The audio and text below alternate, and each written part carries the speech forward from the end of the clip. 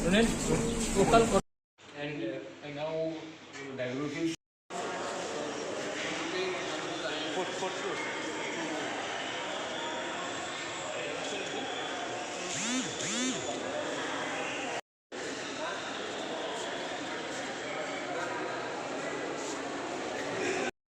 What is the any major problem or something like that?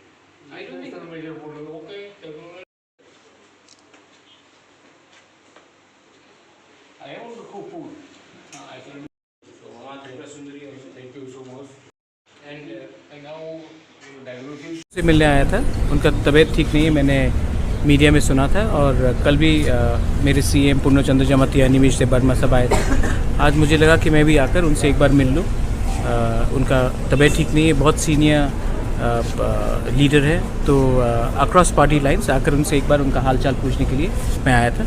वो उनका तबीयत ठीक है, ही इज़ रिकवरिंग वेल, और मैं आशा करता हूँ कि थोड़े दिन के बाद वो हॉस्पिटल से बाहर भी हो जाएंगे। डॉक्टर के साथ की बातचीत हुआ? डॉक्टर से बात नहीं हुआ, उनके ग्रैंडसन थे, उनके ग्रैंड डॉटर थे।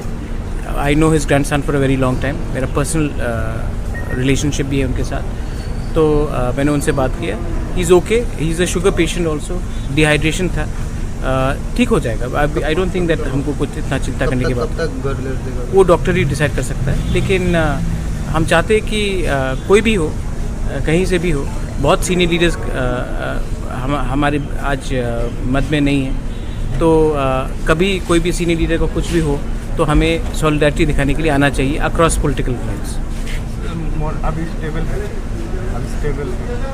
एकदम स्टेबल है। देखिए, मैं आपको एक बात बोल रहा हूँ कि पर्सनल रिलेशनशिप्स हमेशा मेंटेन करना चाहिए, और मैंने ये कभी नहीं किया है कि मैंने किसी से पर्सनली दुश्मनी की है। कोई भी हो, कहीं भी हो, अगर किसी का तबीयत ठीक नहीं है तो एक कर्तव्य बनता है हमारा कि एक दूसरे को सहायता करें, नॉट ओनली लीडर्स बट कोई भी और हो। मैं इसके लिए इसमें पॉलिटिक्स को लाना भी नहीं चाहता हूँ, मैं ऐसा उनका पॉलिटिशियन हूँ भी नहीं।